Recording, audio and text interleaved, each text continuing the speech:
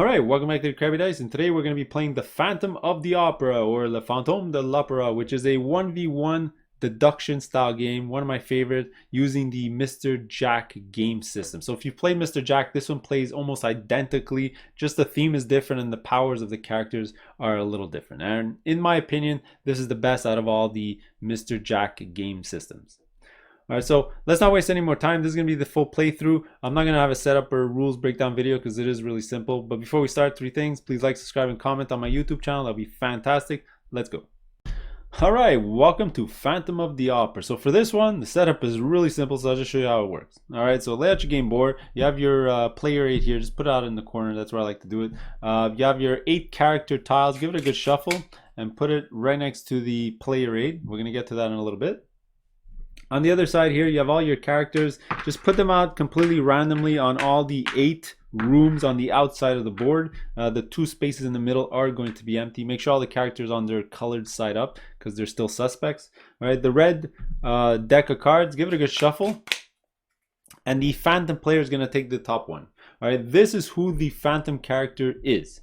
All right, obviously the investigator who's sitting on this side of the table is trying to figure this out. But for right now, I'm just going to put it right here and I'm going to hide it from you guys. All right, a couple of tokens need to be placed on the board. Wherever the gray character is, you're going to turn off the lights. And wherever the blue character is, clockwise from their direction or room, you're going to lock the door. All right, so the movement on the board, basically everyone moves through the yellow corridors. The pink ones, only this character can use them, so just completely ignore it unless you're moving this character. Anyway, that's it for the board. We're pretty much set up. The only little caveat here is the Carlotta tile. This is sort of a handicap system. If the investigator is a stronger player, you'd move this to the right. If the to the left. If the actually, it is to the right. If the Phantom is a stronger player, you move it to the left to give the investigator more time, and so on and so on. In my experience, move it a little bit more to the right because the game is just hard enough as it is. It's almost impossible to win if it's in the last 3 spaces. So let's just have it right over here. All right, because I am playing against myself, so I think I'm about even on both sides of the board. All right, so we're pretty much ready to go. And what you're going to do is you're going to follow the player aid. All right, so this is pretty handy. Player aid, you're just going to follow the arrow going down. All right, so the first thing you're going to do, you're going to always start red side up, and then you're going to go blue side and then flip over back and forth until the game ends. By the way, the game end timer, if Carlotta hits the end, Phantom wins. If the investigator can figure out who the Phantom is, or that character, well, then the investigator wins. All right, pretty simple. All right, so step 1, shuffle the character cards. You only do that in round 3, so we'll skip it right now. Next, flip over the first 4 characters. So 1, 2, 3, and 4. All right. All right, and now we're going to start doing our movements. So the way the actions work is the investigator is going to activate one of those characters, then the Phantom is going to do 2 characters, then the investigator is going to go again. All right, and that's it. All right, so let's do it. So the investigator is going to pick their character first, and which one are they going to do? By the way, when they flip over, since this is the first round of the game, I'll tell you what all these powers are. So essentially, when you pick a character, you have to move them, unless it's the purple piece, but we'll get to that later. You have to move them at least 1 space, and then you can use their ability. And basically, I'll just go through the ability. So the white guy here, when he ends his movement, all the characters that are in his room, he can push them to other rooms or adjacent rooms. This is Raul, and he lets you deal with this deck here. So basically, the investigator can sort of flip over the next guy, and that guy's going to be innocent no matter what because it's not the tile that the Phantom has. All right, pretty good.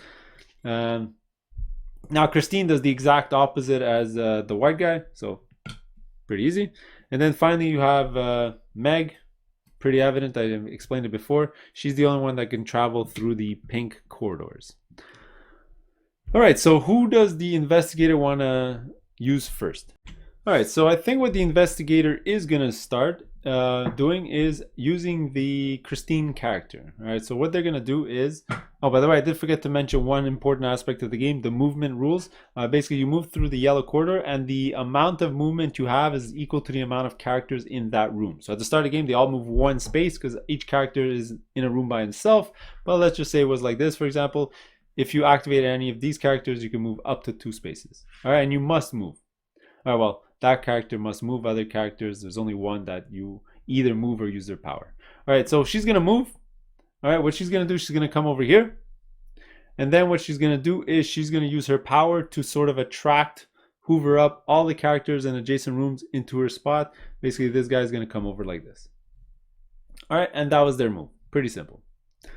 All right, now the Phantome player is gonna do 2 movements in a row. All right, so I think what they're gonna do is what do I want to do? What do I want to do? Phew, boy.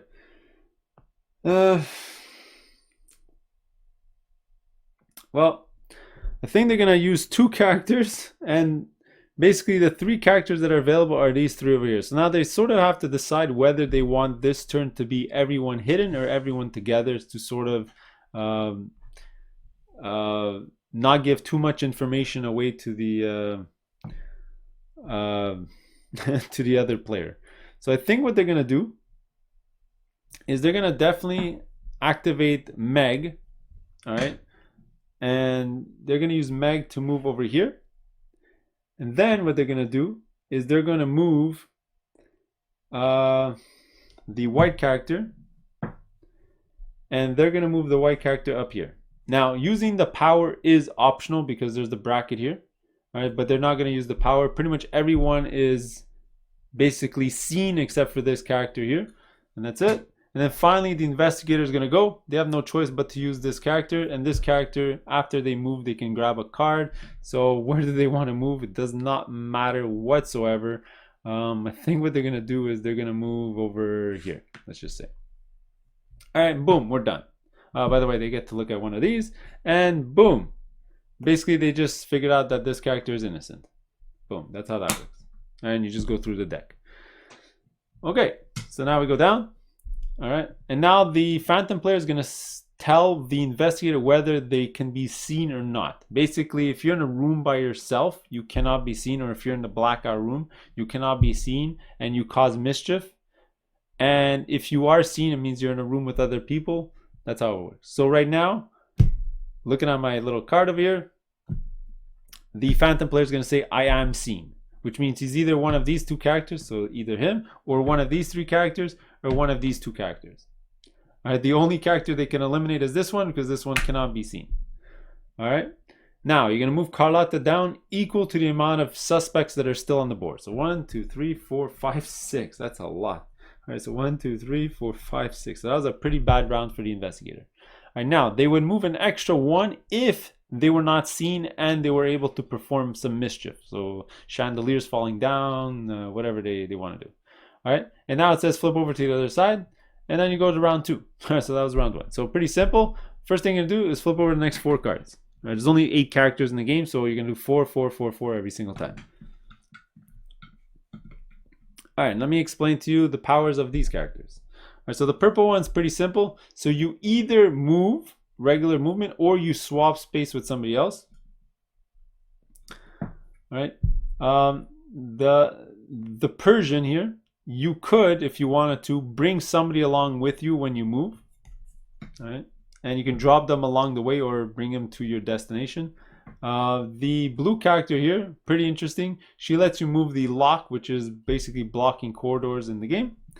And then finally you have the Joseph here, who is in charge of the lights, and basically before or after he moves, he can move the light marker. Actually, he must. All right, even the blue character, they must do it. All right, because there's no brackets around their name. All right, but for this round, those were the 4 characters, and now it's going to be Phantome, Investigator, Investigator, and then Phantome. All right, so who does the Phantome player want? Because they're up first. Who do they want to activate? I think what they're going to do is they're going to activate the Persian here. All right, and what they're going to do is they're going to use their special power that says they can bring somebody along with them. And what they're going to do is they're going to take the Meg character, I believe that's her name, and they're going to move 2 spaces because there are 2 characters in here. So they're going to go as 1, and let's just say 2. Or we can actually go, we can't reach. So let's definitely go like this. So let's go like this. Maybe they think they're one of these characters and they want to keep everyone in plain sight so they can't knock out more information. All right, so next we're going to go with the investigator's turn. Oh boy, they definitely want to, you know, separate these guys to get more information. So I think what they're gonna do is, first things first, they're gonna use the purple character here to swap. So they're not gonna move, but instead of moving, they're gonna swap spaces with somebody on the board. All right. And I think what they're gonna do is, because we know that this guy is innocent already, they're gonna sort of swap, and we're gonna know if the purple guy is a phantom or not by putting him down here. All right, the next character they're gonna move.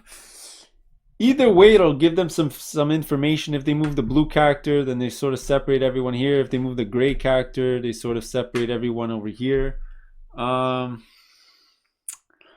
I think they have no choice but to move the gray guy, because if they move the blue guy here, and then the phantom player were to move the gray and move the light source here, pretty much we'll get no information whatsoever, right? So you sort of have to think 2 steps ahead. So definitely gonna move this one for the investigator. So let's move this guy. So you get to move 1, 2, 3, 4, 5 spaces, basically anywhere you want on the board. So what he's gonna do is gonna put them out in the open down here. And then he's going to move the light over to, let's say, over here. Just in the middle of nowhere, because he sort of wants to reveal some information. And then finally, the phantom player is going to go, and they're going to move Madame. And what does Madame want to do? So first, before or after the movement, they can move the lock. So I think what they're going to do is they're going to put the lock right over here. Why not? All right, and next they get to move 2 spaces. So I think what they're going to do is they're going to move 1 space down. All right, 1 space down only. All right, and there you go. That's the end of the round. All right, next you're going to see, is the phantom causing mischief? No, they're not causing mischief, which means they're one of these characters, or these characters, basically these 2 characters could have caused mischief because they're by themselves, which means they are eliminated characters or eliminated suspects. All right, after that, you're going to move Carlotta down. So we're going to go 1, 2, 3, 4. 1, 2, 3, 4. Keep in mind, we don't move the extra 1 because he still didn't cause mischief. All right, and now you're going to flip this over. All right, there you go. We finished 2 rounds. What you're going to do now is you're going to shuffle all the characters together. That's the only time you do this, starting round 3 and round 5, I guess, if you ever get there. All right, so you're going to take all these characters, give it a good shuffle, and then you just restart doing it again. All right, let's do that. Let's flip over 4 characters. 1, 2, 3, 4. All right, so what do I want to do? All right, this is not looking good for the investigator, but they get to go first. This is not a good deal for them. They didn't want these characters to come out. So what do they want to do? Remember, they can move the blue character, the purple character, the gray character, and the pink character. So those are the ones available. Oh man, none of these are great choices. They don't want to move any of these 2 characters because they sort of know they're innocent. They sort of really want to separate these 2 guys and figure out if these guys are the phantom or not. So which one do they want to do? Do they want to swap? No. Do they want to move the blue one? Oh man. They can also use the power. Maybe the pink one's kind of useless. Whether you move the pink one here doesn't mean anything. So you know what? They're gonna use the blue character right away, and they get to move 2 spaces. So what they're gonna do is they're gonna move. Let's try to separate them to see if they're hidden or not, because they think that it's one of these 2 characters. So let them go 1, 2. All right, let's just do that. No, let's do 1. Let's just do 1, because if anything, they can move the gray character on back on there, and they have to move the lock no matter what. So let them move the lock right over. Let's say here. Right, because they don't want this character to come back that way. All right, now it's going to be the phantom player to go twice. So now what the phantom's going to do is, let's see, they can move Meg, and they can move the gray guy.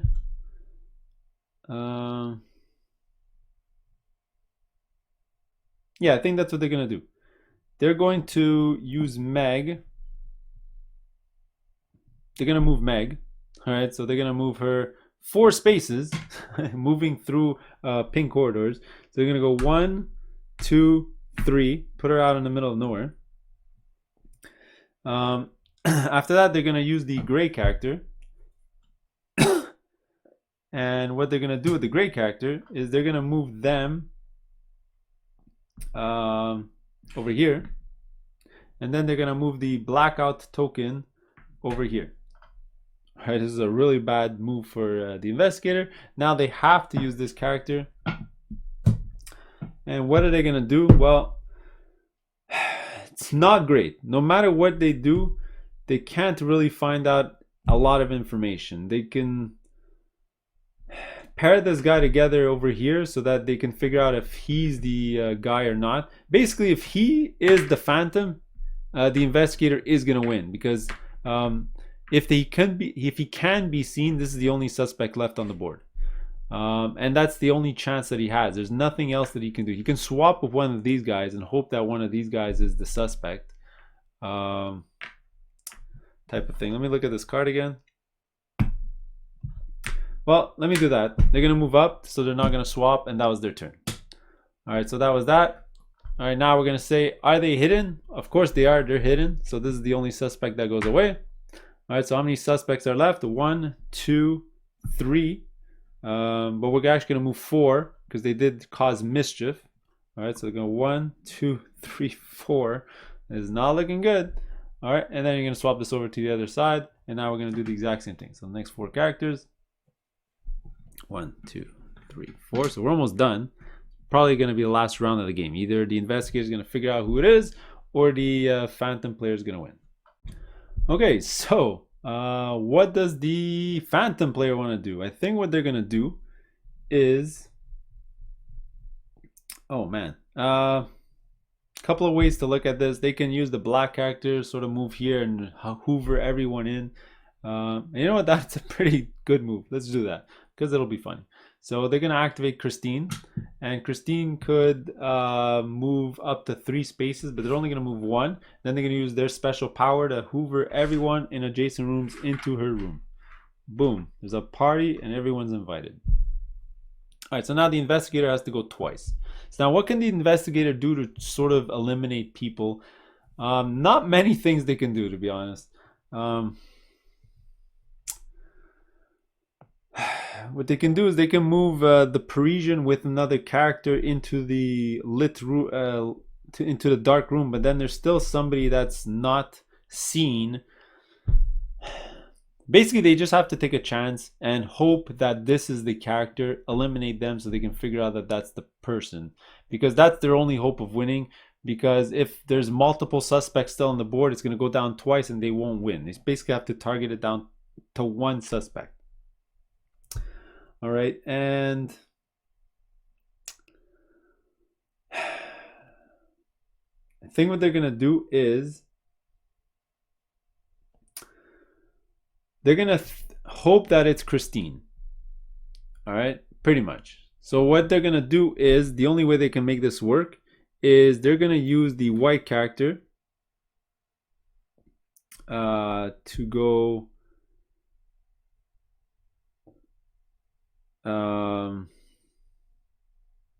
No, wait, yeah, they're gonna use the white character to go here, right?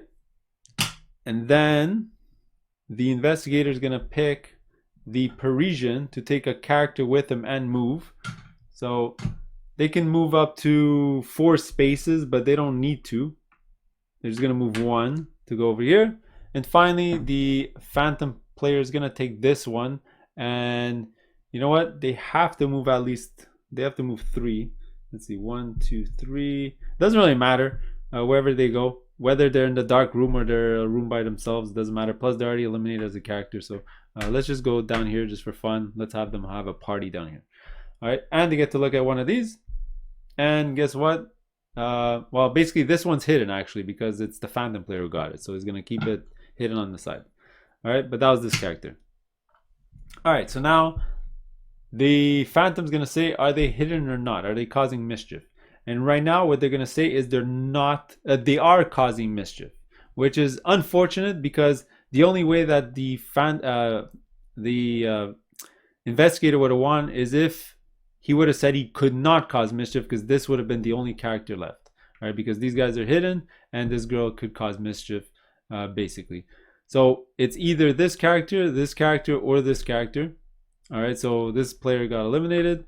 And as you can see, there's 3 suspects, 1, 2, and guess what? 3, you fall off the board. Actually, would have fell off the board here anyway. Plus, there was a +1 because he caused mischief. And there you go. That is the game. So if you wanted to know who was it, well, it was the Parisian, this character right over here. Anyway, that's how you play. Usually it lasts around 3-4 rounds max. It's a really fast game, really fun. We'll see you in the next one. Later.